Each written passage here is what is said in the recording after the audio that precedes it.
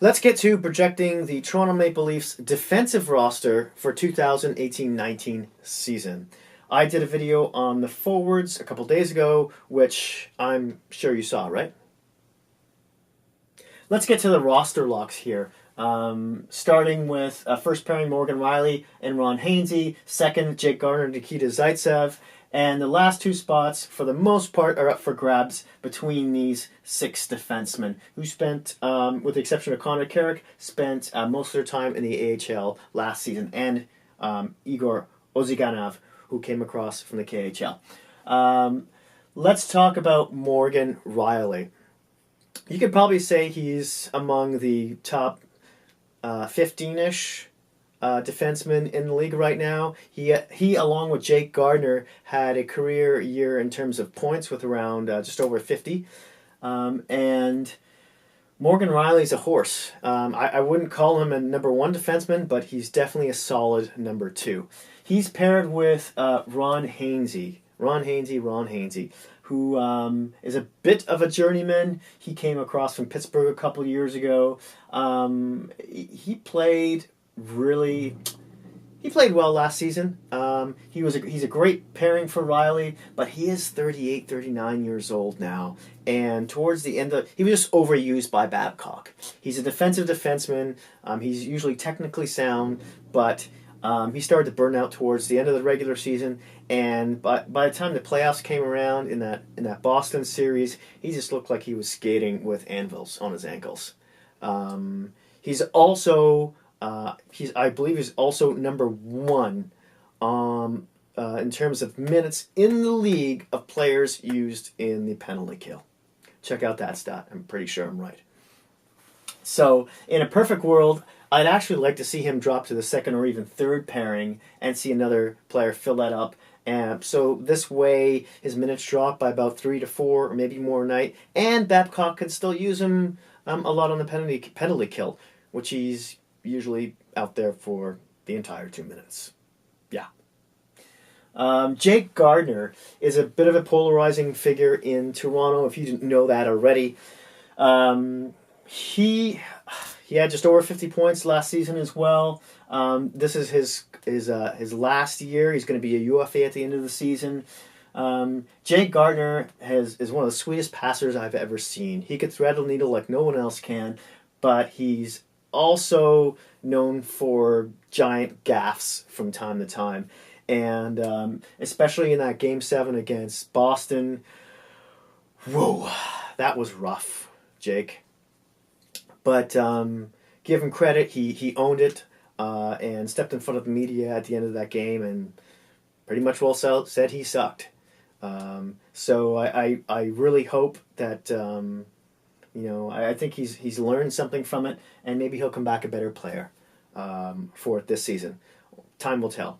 On his side here is Nikita Zaitsev, who he came across in the KHL a couple of seasons ago. So last season was his second with the Maple Leafs. His first season, he was terrific. He was technically sound for the most part. He was steady. He was reliable. He played the penalty kill as well. But last year, he got injured a couple times. One of them being a concussion. His wife had his first child. His head just wasn't in the game. I believe, and he still had decent stats, but there was one game, I believe it was the second or third game against Boston in the playoffs, in which he was on the ice for like 4 goals. It was like, Babcock, why do you keep sending him out there? His head is just not, it's not in the game. He looked Scoobied. I said Scoobied, yeah.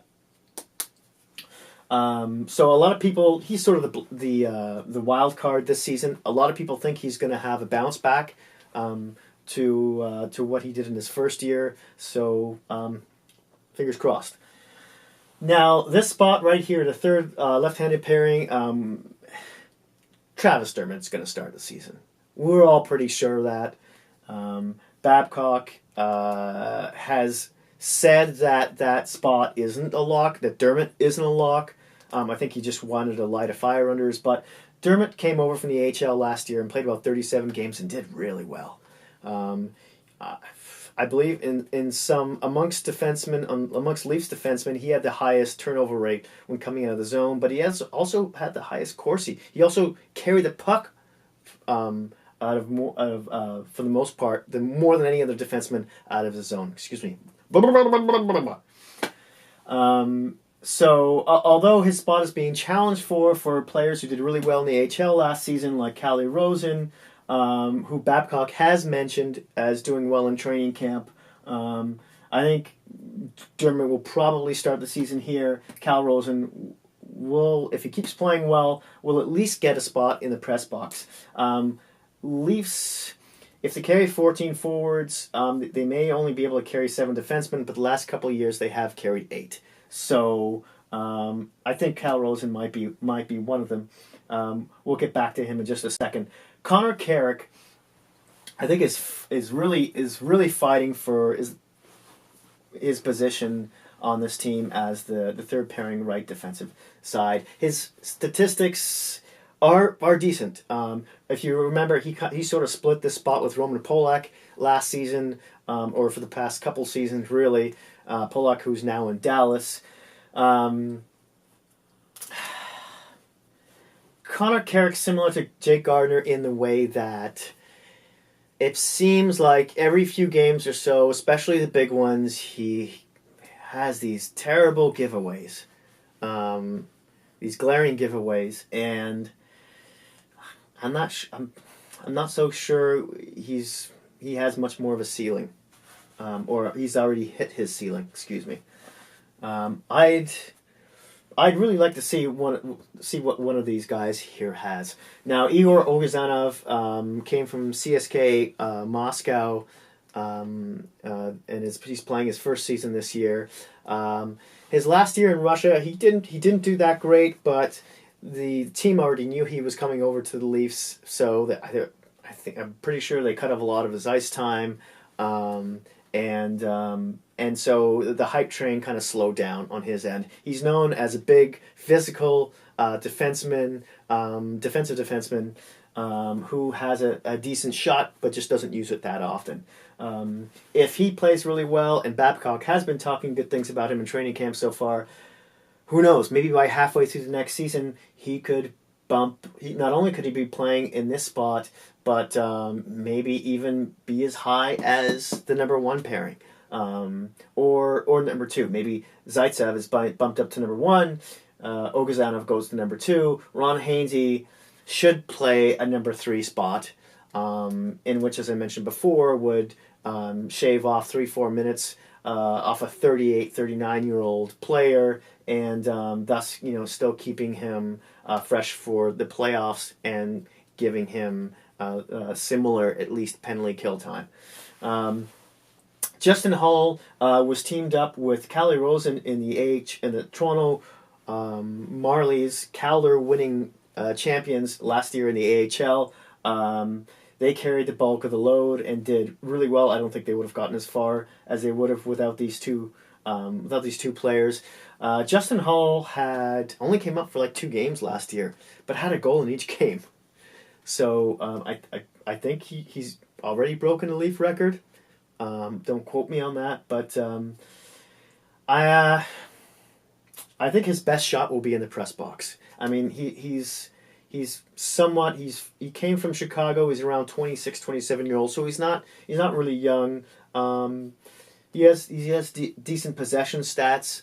He's a puck carrier.